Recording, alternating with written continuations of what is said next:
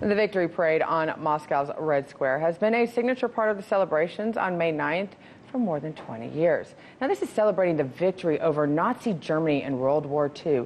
And the parade and the march of the Immortal Regiment is watched by millions and attended by foreign leaders and combat veterans. RT's Yulia Shapovalova reports. Just minutes before the Victory Day parade at Red Square, all the military equipment is here at Tverskaya Street and it's ready to start moving towards the Kremlin.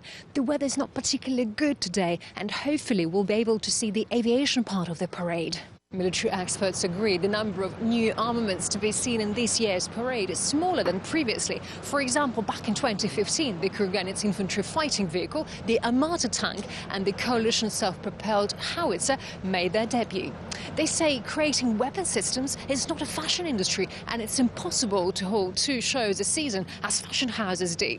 The main debutants of the parade in Red Square today are the AK-12 assault rifle for the paratroopers and the Arus Senate convertible, which will carry Defense Minister Sergei Shoigu as he salutes the troops participating in the parade.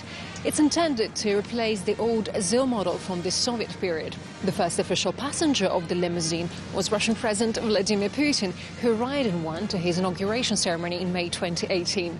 Military equipment always appears on Red Square after the marching soldiers. The vehicles move rather slowly at about a speed of 10 to 15 kilometers per hour. Traditionally, the legendary T-34 tank carrying the Red Banner, which was the Red Army's main battle tank during World War II, precedes the columns of modern vehicles now. We can see anti-aircraft missile systems, the Tor M2DT, Buk M2 and the Panzer SA have already appeared on Red Square during the last 2 years, but they still remain a sort of highlight of the victory parade. The S-400 Triumph surface-to-air missile system is one of the country's most advanced and marketable weapons units in recent years. It's designed to destroy all modern means of aerial attacks. Several countries like India and Turkey have signed deals with Russia to acquire the S-400.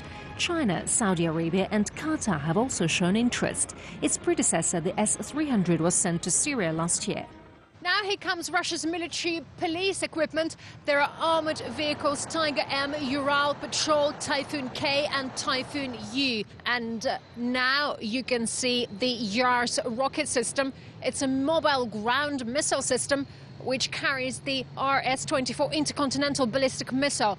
It's an improved version of the Topol M missile system and it's really grand. As I feared earlier, the Victory Day aerial display had to be cancelled due to bad weather. It would have featured an impressive fleet of 18 helicopters and 56 planes, 74 aircraft altogether, as Russia celebrated the 74th anniversary of victory over the Nazi Germany. Luckily, during a rehearsal 2 days earlier, the weather was perfect and our cameras were there. So here's a quick look at how the Victory Day airshow should have looked today.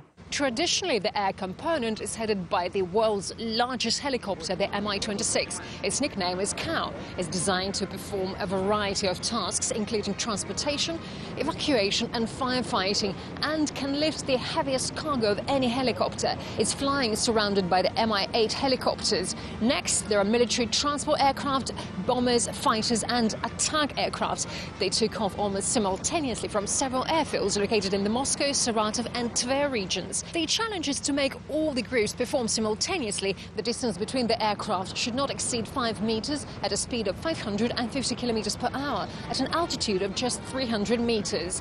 That requires truly great skill by the pilots. And the sky now is one of the best flying aerobatics teams in the world, the Russian Knights, and the equally great Swifts. The Knights fly Su-30s and the Swiss fly the MiG-29. The formation they're demonstrating now is called the Diamond. And finally, there are the 6 Su-25 close support jets lighting up the skies with the Russian flag. So the Victory Day parade is coming to an end. It's an important day, an important event for all the people of Russia, as the Soviet Union officially lost more than 27 million people in that war. Every single family in this country was affected. Just imagine if each of the 27 million dead in that war were honoured by a minute of silence. The world would be silent for more than 51 years. So this parade was in commemoration of all those who fought, who died and who survived. It's in remembrance of the Red Army that liberated the Soviet Union and then went on to help liberate Europe. And it's about expressing gratitude to the shrinking number of veterans of that war who still remain with us. Yulia Shapovalova, RT.